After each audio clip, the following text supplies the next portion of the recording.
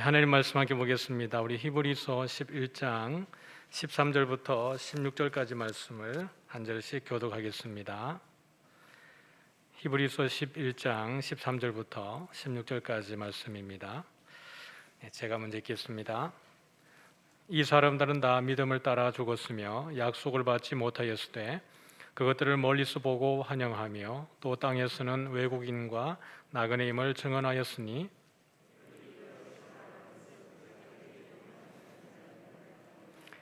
그들이 낳은 바 본향을 생각하였더라면 돌아갈 기회가 있었으려니와 그들이 이제는 더 나은 본향을 사모하니 곧 하늘에 있는 것이라. 이러므로 하나님이 그들의 하나님이라 일컬음 받으심을 부끄러워하지 아니하시고 그들을 위하여 한 성을 예비하셨느니라. 아멘. 오늘 우리 원로 목사님 나오셔서 하늘 본향을 바라보는 성도라는 제목으로 말씀을 전가하실 때에 큰 은혜 받으시기를 축복합니다.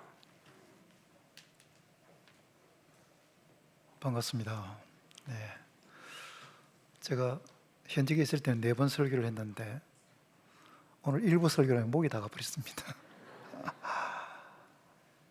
교인들이 저를 만나면 걱정스러운지 원로 목사님 요즘 어떻게 지내십니까? 라고 묻습니다. 저는 잘 지내고 있고요. 교회도 결석 안 하고 잘 다니고 있습니다. 은퇴한 지 1년이 되어 가는데도 아직은 원로 목사라는 호칭이 좀 어색합니다. 아마도 이 생각 속에서 원로 목사는 나이가 많이 든 노인 목사라고 여겨지기 때문입니다. 몇 주 전에 제가 다른 교회 설교를 했는데 예배를 마치고 나서 그 목사님이 저를 보고 지난주에 재미있는 이야기 있었습니다 라고 이야기를 하나 하는데, 광고 때에 다음 주일은 이삭교회 원로 목사님 오셔서 설교합니다 라고 했다는 거예요. 예배를 마치고 한 집사님이 목사님을 찾아와서 왜 나이든 목사에게 설교시키느냐고 따지더랍니다. 그래서 목사님이 다음 주일 얼굴 보고 이야기하라고 이야기했다. 예, 합디다. 저도 흰머리가 조금씩 나오는 거 보니까 얼마 있지 않으면 원로 목사 티가 좀 날 것 같습니다. 코로나 사태가 시작된 지 1년 반이 되었습니다. 과거에도 유행병이 돌았지만 이렇게 오래 가지는 않은 것 같은데 너무 오래 갑니다. 코로나 사태는 우리 사회도 힘들게 했지만 한국 교회를 흔들어 놓았습니다. 우리 교회도 예외는 아닐 것입니다. 목사님과 교인들이 코로나 사태로 많이 힘들어 하는데도 저는 약간 옆으로 비켜 서 있는 것 같아서 늘 미안한 마음이 있습니다. 저는 경상남도 고성에서 태어났습니다. 사람들이 제게 고향이 어딥니까? 라고 물으면 경남 고성이라고 대답합니다. 그러나 경남 고성은 제 육신의 고향이지 영혼의 고향은 아닙니다. 영혼의 고향은 따로 있습니다. 성경은 그곳을 가리켜서 하늘을 본향이라고 말합니다. 20세기의 유명한 실존주의 철학자인 샤르트르가 1980년 3월에 프랑스 파리에 있는 부르스 병원에 폐소종으로 입원을 했습니다. 그는 죽음에 대한 불안과 공포 때문에 자기가 어떤 병에 걸렸는지 아내에게조차 묻지를 못했습니다. 거의 한 달여 동안 극심한 고통으로 고함을 치고 발악을 하다가 1980년 4월 15일에 세상을 떠났습니다.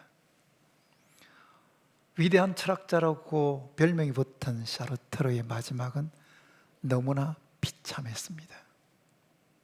사르트르가 죽은 후에 프랑스 한 신문에 이런 글이 실렸습니다.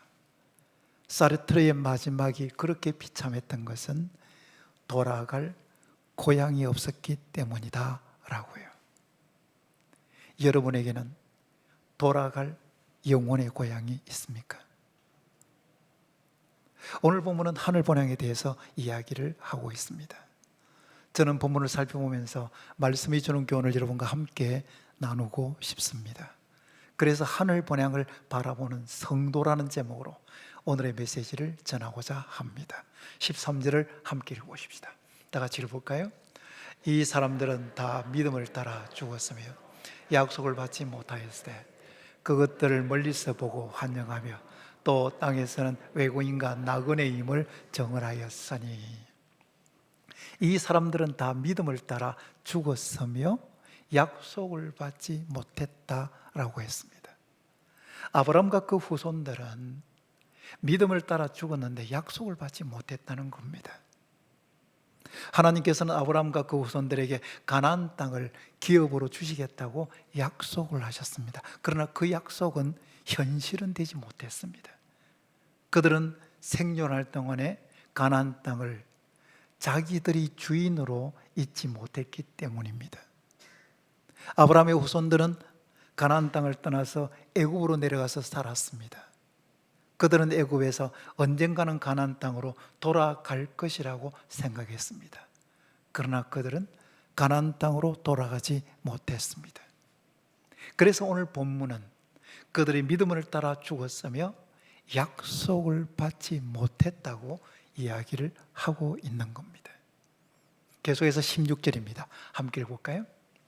그들이 이제는 더 나은 본향을 사모하니 곧 하늘에 있는 것이라. 이러므로 하나님이 그들의 하나님이라 일컬음 받으심을 부끄러워하지 아니하시고 그들을 위하여 한 성을 예비하셨느니라. 그들이 이제는 더 나은 본향을 사모하니 곧 하늘에 있는 것이라고 했습니다. 아브라함의 후손들은 가나안 땅으로 돌아가지 못하고 애굽 땅에서 죽었습니다. 그런데 그들이 믿음을 따라 죽었기 때문에 더 나은 본향에 들어갔다는 거예요. 그곳을 하늘 본향이라고 말하고 있습니다. 아브라함의 후손들에게는 육신의 고향은 가나안 땅이지만 영혼의 고향은 하늘 본향이었습니다. 하늘 본향을 가리켜 우리는 천국이라고 말합니다. 천국은 사람의 말로는 그 영광스러움을 표현할 수가 없습니다.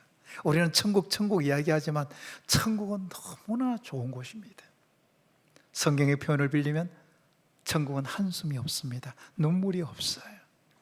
걱정이 없고 질병이 없고 죽음이 없습니다. 천국은 너무나 복된 곳이고 너무나 아름다운 곳입니다. 천국이 이렇게 좋음에도 교인들은 천국에 대한 기대감이 별로 없습니다. 몇 년 전에 오후 예배를 드리고 제가 설교 시간에 천국에 대한 설교를 하고 또한 천국에 대한 찬송을 불렀습니다. 그 찬송은 천국의 영광스러움을 노래하는 찬송이에요. 찬송을 다 부르고 나서 오늘 천국에 가고 싶은 사람 손을 들어보라고 했습니다. 대부분의 교인들이 손을 들지 않고 어색한 웃음으로 대답을 대신했습니다. 천국이 아무리 좋아도 지금은 가고 싶지 않은 겁니다. 여러분은 천국과 지옥의 존재를 믿습니까? 안 가봐서 모릅니까? 불신자들, 세상 사람들은 천국과 지옥의 존재를 부정합니다. 어쩌면 그들은 천국과 지옥이 있을까 봐 두려워하면서 천국과 지옥의 존재를 강하게 부정합니다. 심지어 교인들도 목사가 천국과 지옥에 대해서 말하면 불편해합니다. 기독교는 세상과 동떨어진 타계적인 종교가 아닌데 왜 천국과 지옥에 대해서 자꾸 말하는 것입니까? 라고 불평합니다. 예수 믿으면 천국 가고 믿지 않으면 지옥 간다고 이야기를 하면 다른 종교 가진 사람을 협박하는 거 아닙니까? 우리는 다른 종교를 가진 사람을 존중해야 되지 않습니까? 라고 이야기합니다. 맞습니다, 여러분. 기독교는 세상과 동떨어진 종교가 되어서는 안 되는 건 맞고요. 기독교는 다른 종교를 가진 사람을 존중해야 된다는 그것도 맞습니다. 그러나 다른 종교가 구원을 준다라는 것은 받아들일 수 없습니다. 다른 종교의 주장을 절대적인 진리라고 우리는 받아들일 수 없는 거예요. 종교라고 해서 다 같은 것이 아닙니다. 기독교는 이 세상만 다루는 종교가 아니라 이 세상과 저 세상을 함께 다루는 종교고, 기독교는 시간만 말하는 종교가 아니라 시간과 영혼을 함께 말하는 종교입니다. 목사가 성경을 가지고 설교를 한다면 교인들의 반응이 어떠하든지 간에 천국과 지옥에 대해서 말해야 되는 건 아니겠습니까? 천국과 지옥이 없다면 우리는 굳이 교회 다닐 이유가 없습니다. 기독교는 마음을 편하게 가지라고 말하는 수양하는 종교가 아니라 시간과 영혼을 가르는 구원의 종교입니다. 논리적으로 한번 말해보면요, 우리는 하나님을 믿습니다. 하나님을 믿기 때문에 하나님의 말씀인 성경을 믿습니다. 성경을 믿기 때문에 성경에 기록되어 있는 천국과 지옥을 믿는 겁니다.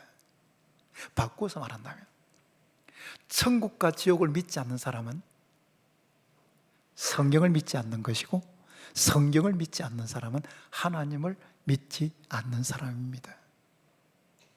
천국과 지옥은 분명하게 존재하고, 예수 믿는 사람은 천국에 들어가고 믿지 않는 사람은 지옥에 들어간다는 것이 성경이 말하고 있는 진리입니다. 그러면 어떤 사람이 천국에 들어가는 겁니까? 요한복음 14장 6절을 함께 읽어보십시다. 다 같이 읽어볼까요? 예수께서 이르시되 내가 곧 길이요 진리요 생명이니 나로 말미암지 않고는 아버지께로 올 자가 없느니라.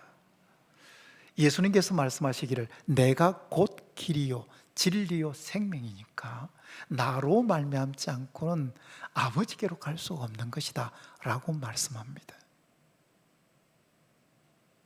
천국 가는 길은 여러 길이 아니라 오직 한 길입니다. 예수님 믿고 구원받은 사람이 천국 갑니다. 예수님께서 우리를 천국으로 인도하기 위해서 우리 죄를 대신 지고 십자가에 달려서 돌아가셨습니다. 여러분에게 근본적인 질문을 다시 한번 던져보겠습니다. 여러분은 예수님을 믿습니까? 제가 여러분에게 교회는 다니십니까? 이렇게 묻지 않았습니다. 왜냐하면 교회는 다니지만 예수님은 믿지 않는 사람이 있기 때문입니다. 교회는 다니는데 예수님을 믿지 않는 사람만큼 불쌍한 사람은 없습니다. 차라리 그 사람은 교회에 나오지 않는 것이 나았습니다.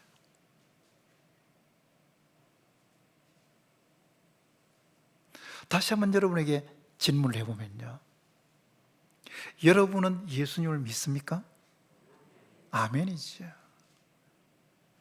우리가 예수님 믿고 구원받은 이 사건은 너무나 엄청난 사건입니다. 이거는 기적 중의 기적이에요. 아이고 구원받았네요, 이거는 그냥 흘러 지나갈 말이 아닙니다. 지난번에도 말씀드렸습니다만은 우리가 예수님을 믿는 동시에 성령이 우리 속에 들어옵니다. 성령이 들어오면 귀신도 우리를 알아줍니다. 당신은 예수 믿는 사람이네요. 귀신도 압니다.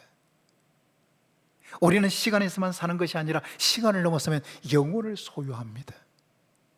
이거는 엄청난 축복입니다. 이 복을 우리가 받은 것입니다. 어쩌면 조금 더 확장한다면 이 세상과 저 세상의 복을 함께 받는 것이 예수 믿고 구원받은 사람이 받는 복입니다. 여러분은 오늘 밤에 세상을 떠난다고 할지라도 천국에 들어간다는 확신이 있습니까? 아멘이지요. 예수님 믿고 구원받는 사람은 반드시 천국에 들어가는 줄로 믿습니다. 오늘 이 자리에 연세 드신 어른들도 있습니다. 저희 어머니가 92입니다. 92세입니다. 요즘 자주 이렇게 이야기합니다. 내가 너무 오래 살았다. 제가 그런 이야기 하지 말라고 말합니다. 그런데 어머니 자신이 생각해도 너무 오래 살았다고 생각이 드는 것 같습니다. 아무리 오래 살아도 200년, 300년은 살지 않습니다. 나이가 들면 몸도 아픕니다. 몸이 아프다고 해서 그 아픔은 영원히 가지 않습니다. 언젠가 하나님께서 부르시는 그날 아픔이 없는 영원한 천국인 하늘 본향으로 들어가는 줄로 믿습니다. 여러분, 혹시 인생이 고달프고 힘드십니까? 나그네 인생은 고달플 수밖에 없습니다. 우리가 인생에 굴곡이 있다고 말하지만 전체를 보면 우리가 한 단어로 축약을 해서 볼 때에 고난으로 설명할 수밖에 없어요. 우리가 이 땅에서 나그네 인생을 살아가는데 어떻게 고달프지 않을 수 있겠습니까? 아무리 인생이 고달프고 힘들어도 낙심하거나 절망하지 말아야 되는 것은 우리는 하늘 본향을 바라보고 있기 때문입니다. 그렇다면 우리가 하늘 본향을 바라보는 성도라면 이 땅에서 어떻게 살아야 됩니까? 어떻게 이 땅에서 우리가 살아야 됩니까? 첫째, 나그네 의식을 가지고 살아야 합니다. 베드로전서 2장 11절을 함께 읽어보십시다. 다 같이 읽어볼까요? 사랑하는 자들아, 거류민과 나그네 같은 너희를 권하노니 영혼을 거슬려 싸우는 육체의 정욕을 제어하라. 사도 베드로는 박해로 흩어진 그리스도인들을 가리켜서 거류민과 나그네라고 표현했습니다. 우리가 하늘 본향이 우리의 영혼의 고향이라면 우리는 이 땅은 나그네 인생을 살아가는 겁니다. 만일 우리가 나그네 의식을 잃어버리면 어떻게 살겠습니까? 욕심 부리면서 이 땅이 전부인 줄 알고 이 땅에 집착하면서 살 수밖에 없습니다. 계속해서 움켜쥐고 계속해서 쌓을 수밖에 없어요. 우리는 이 세상이 전부라고 생각하지 않기 때문에 이 세상에서 짐을 무겁게 하지 않는 겁니다. 지금 우리나라는 투기의 광풍이 불고 있습니다. 부동산, 주식, 가상화폐까지 투기에 미친 바람이 불고 있습니다. 심지어 교인들까지도 이 투기의 광풍에 휩쓸려 가고 있습니다. 이런 이야기가 있습니다. 아마 지어낸 이야기일 겁니다. 한 집사님이 부동산 투기에 빠져서 매일 아침부터 저녁까지 아파트를 보러 다닙니다. 주일이 되었습니다. 이 집사님이 여전도 회장이라서 여전도의 헌신 예배 사회를 맡았습니다. 예배 순서를 진행하다가 찬송가 205동을 부르겠습니다 했습니다. 머릿속에 아파트밖에 없기 때문에 매일 아파트만 보고 다녔기 때문에 찬송가 205장을 해야 되는데 205동이라고 잘못 말을 한 것입니다. 여러분, 우리는 나그네 인생을 살아가기 때문에 이 땅에서 영원히 살 사람이 아닙니다. 그렇다면 짐을 무겁게 하면 안 되는 것이에요. 이 세상에 욕심 부리면서 이 세상에서 많은 것들을 얻기 위해서 그렇게 욕심내면서 달려가야 되는 사람이 아니라는 말입니다. 우리는 하늘 본향에서 올 때도 빈손으로 왔고 갈 때도 빈손으로 간다는 사실을 잊지 말아야 합니다. 또한 사도 베드로는 나그네 인생을 살아가는 우리들에게 영혼을 거슬려 싸우는 육체의 정욕을 제어하라고 했습니다. 이 말은 거룩하게 살아야 된다는 말입니다. 우리가 이 땅에서 영원히 살 사람이 아니라 하늘 본향에 갈 사람이라면 이 땅에서 살아갈 때에 거룩한 하나님 백성으로 살아야 된다는 이야기입니다. 대통령 임기를 마치면 고향으로 내려간다고 합니다. 그런데 정치를 잘 못하고 백성들의 존경을 받기는커녕 비난을 받는다면 부끄러워서 어떻게 고향으로 돌아갈 수 있겠습니까? 마찬가지로 우리가 하늘 본향에 들어가야 할 사람인데 이 땅에서 죄와 더불어서 살아가고 그 죄악의 늪에서 후적거리면서 살아가다가 어느 날 하늘 본향으로 돌아갔을 때 부끄러워서 어떻게 하나님 앞에 설 수 있겠습니까? 저는 목회할 때 예배를 마치면서 파송사로 진실하게 삽시다, 깨끗하게 삽시다, 사랑하면서 삽시다라고 외쳤습니다. 그 말은 그냥 의례적인 말이 아니라 우리 교인들이 좀 이 땅에서 거룩한 성도답게 진실하게 살았으면 좋겠고, 깨끗하게 살았으면 좋겠고, 사랑하면서 살았으면 좋겠다는 간절한 바람 때문입니다. 여러분은 이 땅에서 매일매일 살면서 어떤 삶을 살고 있습니까? 습관적인 죄에 빠져서 아직도 나오지 못하고 있다면 결단해야 합니다, 여러분. 계속해서 이 죄에 매여 있어서는 안 되는 거 아니겠습니까? 결단하고 다시 거룩을 회복해야 합니다. 그래야 하나님 앞에 설 때, 하늘 본향으로 돌아갔을 때 부끄럽지 않는 성도가 되는 겁니다. 두 번째로, 하늘 본향을 바라보는 성도는 복음을 전해야 합니다. 누가복음 16장에 보면 예수님께서 말씀하신 부자와 나사로의 비유가 나옵니다. 이 비유를 영국으로 말한다면 3막으로 구성되어 있습니다. 3개의 막이란 말입니다. 1막은 이 세상입니다. 부자는 화려하게 살고 나사로는 가난한 거지로 삽니다.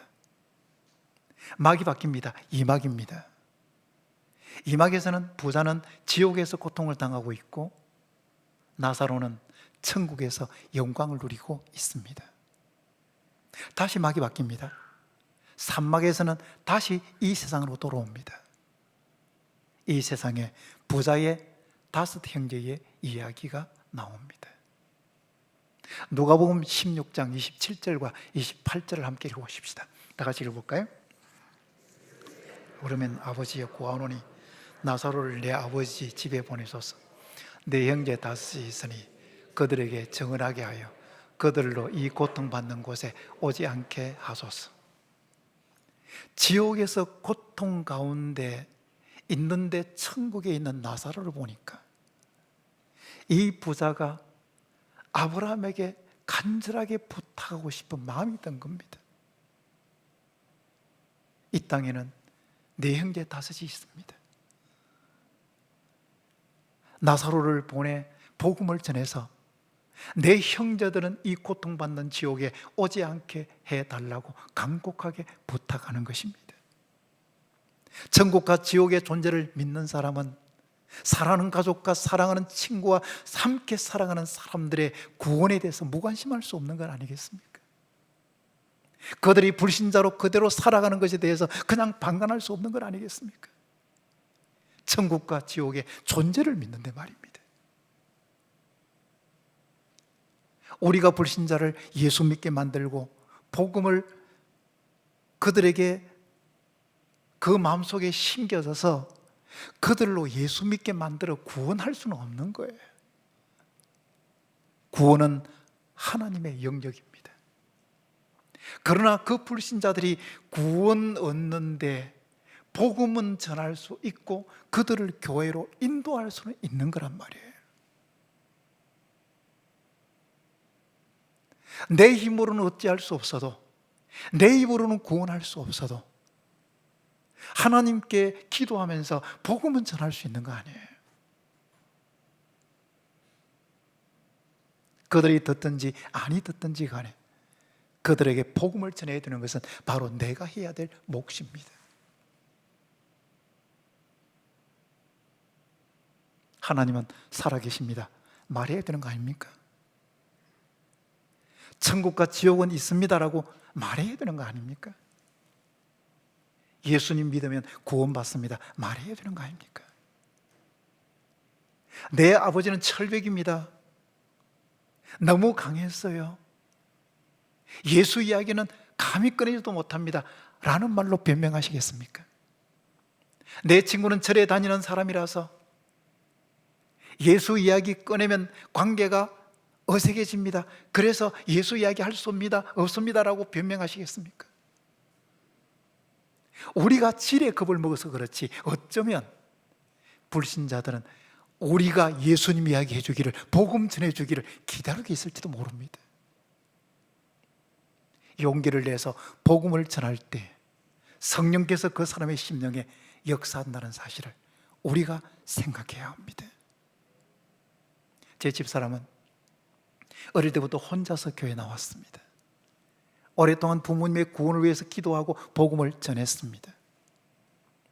무려 35년이 지난 뒤에 부모님이 구원받았고 몇 년 전에 아버지는 하늘 본향으로 돌아갔습니다. 하나님께서 우리 옆에 불신자를 붙여주셨다고 우리가 생각하면, 지금 내 옆에 불신자가 있는 것은 그냥 우연히 있는 것이 아니라 하나님께서 내 옆에 이 사람의 구원을 위해서 붙여주셨다고 생각한다면 우리는 그들에게 복음을 전해야 되지 않겠습니까? 언젠가 우리가 하늘 본향으로 들어갔을 때 내가 복음을 전했던 그 사람이 그곳에 함께 있는 장면을 한번 상상해 보십시오. 얼마나 큰 기쁨이겠습니까? 지금 제가 가르쳤던 중학교 때 교회 나오게 해서 가르쳤던 아이들이 목사가 되고 전화가 와서 목사님 이런 일은 어떻게 해야 됩니까? 라고 할 때 중학교 그 깎아머리 때에 아이들이 기억 속에 있습니다.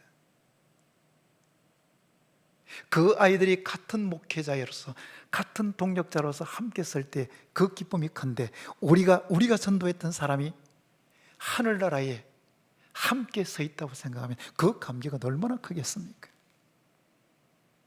우리 모두 그 소망 가지고 우리 곁에 붙여주신 불신자들에게 복음을 전할 수 있기를 바랍니다. 사랑하는 성도 여러분, 독일의 유명한 신학자 디트리트 본 헤퍼라는 목사님이 있습니다. 그 목사님은 나치 정권, 히틀러 정권에 저항하다가 수용소에 갇혀서 사형을 기다리고 있었습니다. 어느 날 간수가 감옥문을 열고 들어왔습니다. 직감적으로 본 헤퍼 목사님은 마지막이라는 사실을 알았습니다. 일어나서 같은 방에 있는 죄수들에게 이렇게 말합니다. 동지 여러분, 이제 제게는 죽음이 왔습니다. 기억하십시오. 그러나 죽음은 마지막이 아니라 시작입니다. 예수님께서 예배하신 아버지의 집에서 만납시다 라고 했습니다. 본헤퍼 목사님이 죽음 앞에서 두려워하지 않았던 이유는 돌아갈 본향이 있었기 때문입니다. 여러분에게는 돌아갈 고향이 있습니까? 우리의 신앙 선배들은 믿음을 따라 살고 믿음을 따라 죽었기 때문에 우리보다 먼저 하늘 본향으로 돌아갔습니다. 우리도 언젠가는 하나님께서 부르시는 그날 나그네 인생을 정리하고 하늘 본향으로 돌아갈 것입니다. 우리가 이 땅을 살면서 만남과 이별을 반복하지만 언젠가는 우리 모두가 하늘 본향에서 만나게 될 줄로 믿습니다. 여러분, 하늘 본향이 아무리 좋아도 지금 우리가 하늘 본향에 사는 것이 아닙니다. 지금은 이 땅에서 살고 있습니다. 여러분, 하늘 본향을 바라보는 성도로서 이 땅에서 어떻게 살고 있습니까? 나그네는 짐을 무겁게 하지 않습니다. 세상 욕심을 내려놓고 좀 흘려보내야 되는 그런 성도가 바로 나그네 인생을 살아가는 사람입니다. 죄의 늪에서 허우적거리는 삶을 정리하고 이제는 방향을 틀었다면 거룩한 하나님 백성으로 살아가야 합니다. 역으로 이야기한다면 여전히 이 세상 욕심에 빠져서 세상만 바라보고 살아가는 사람, 그리고 습관적인 죄를 청산하지 못하고 여전히 죄 가운데 살아가는 사람은 하늘 본향의 소망을 가지지 못한 사람입니다. 여러분이 천국과 지옥이 있음을 믿는다면 하나님께서 여러분 곁에 붙여주신 불신자들에게 그들의 구원을 위해서 기도하고 그들의 구원을 위해서 듣든지 듣지 않든지 복음을 전해야 합니다. 여러분과 여러분이 복음을 전했던 그 사람들이 함께 하늘 본향에 있게 될 것입니다. 아무쪼록 남은 생에 나그네 인생을 잘 살다가 부끄러워하지 않고 하나님 앞에 서는 복된 성도들이 될 수 있기를 축원합니다.